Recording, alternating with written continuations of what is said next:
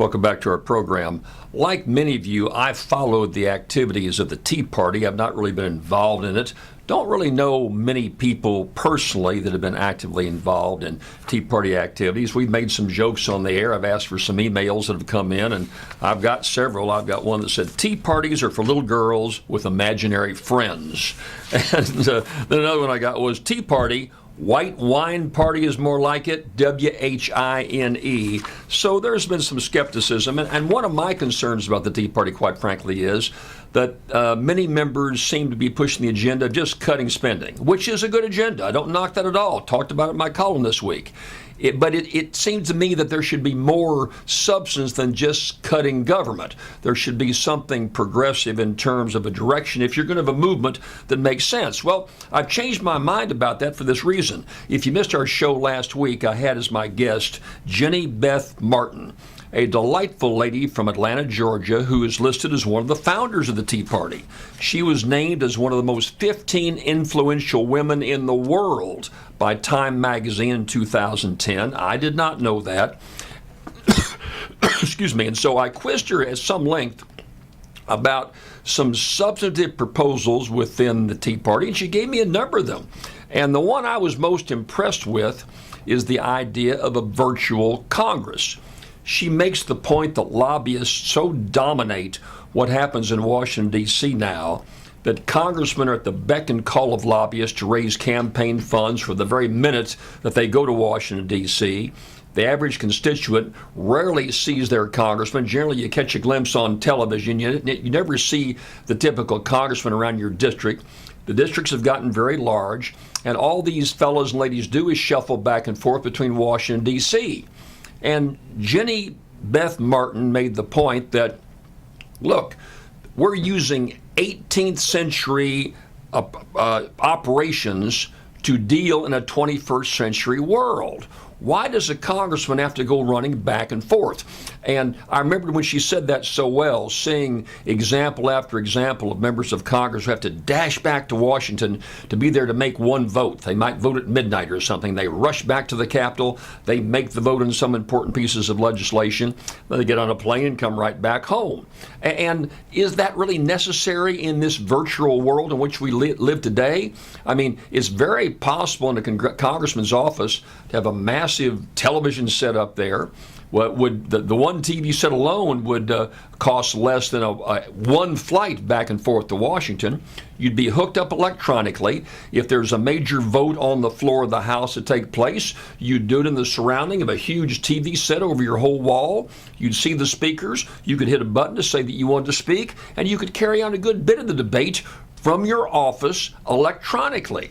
Just makes a lot of sense. Some of the committee meetings that go on for hours and hours, and I know they're important, but you could do so many of those meetings, committee meetings, subcommittee meetings, virtually, where you're all hooked up on the big screen. You could have every member right there where you could look at, or you could hit a button and see the reaction of that particular member. You could ask a question of that member. You could ask a question of someone giving testimony, and they'd see you on a big screen.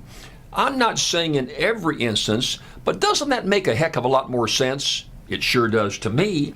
And what that means is that the congressman is home in the district, getting more involved in retail politics, which I like, I approve, and I think we ought to have more of. I want to see my congressman in the local coffee shop when I'm drinking coffee in the morning.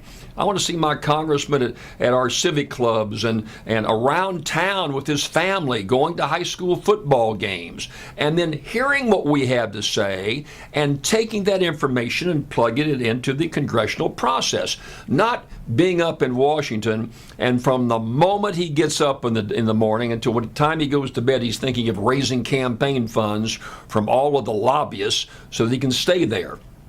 I wrote a column about this week. It's on my website at www.jimbrownusa.com. And I picked up on Jenny Beth Martin's ideas and talked about what we could do. You know, the money is the mother's milk of politics up there in Washington. And you walk in the door and you're surrounded by these congressmen. I read a great instance where what the congressmen do if there's a committee hearing coming up, there's only so many people in the room, they pay someone to stand in line to hold their spot and to hold their seat. The going rate's about $40 an hour. So for $40 an hour, someone gets into the seat, sits down, then you come in, you sit in that seat if you're a big shot lobbyist, and they get up and leave, and you don't have to be there. $40 is a drop in the bucket, quite frankly, when a number of these major lobbying firms are charging $25,000 a month retainer. So the system is being gamed, and we are the losers. Let's let these congressmen stay home a lot more. If they've got to make an appearance, do it on a virtual television set in their office, interplay with members of Congress. I think it makes wonderful sense, and I want to applaud Jenny Beth Martin, the founder of the Tea Party, for that first-rate idea. She's written a book called Tea Party Patriots, the Second American Revolution. I've got the book here, and it's got, I don't agree with everything in the book. I think in some instances, some of the ideas are extreme, but quite frankly, it gives you some good history, and there's some good ideas like that. She also raises the question that maybe we've got too many people in a congressional district. We start off having about 30,000 people, where the congressman was much more involved in the district. Now it averages anywhere from 700,000 to 900,000 people. And maybe we should consider expanding Congress. And particularly if you do it virtually like this, then you can have several hundred more congressional districts. There's not a huge additional expense, and maybe it brings democracy back home a lot more. So there's some good ideas like that. I like the idea of let's don't stay in the 18th century. Let's come into the 21st century. Use that technology. Keep our members of Congress at home. Get them out of that fast lane of Washington where they are so absorbed by dealing with lobbyists that buy and sell them right and left. We've read so many stories about this. Get them back home. Get them back in touch with us. We'll all benefit from that kind of involvement. So just an idea. Hope we hear a lot more talk about it in the weeks and months to come. I'll be back right after this message.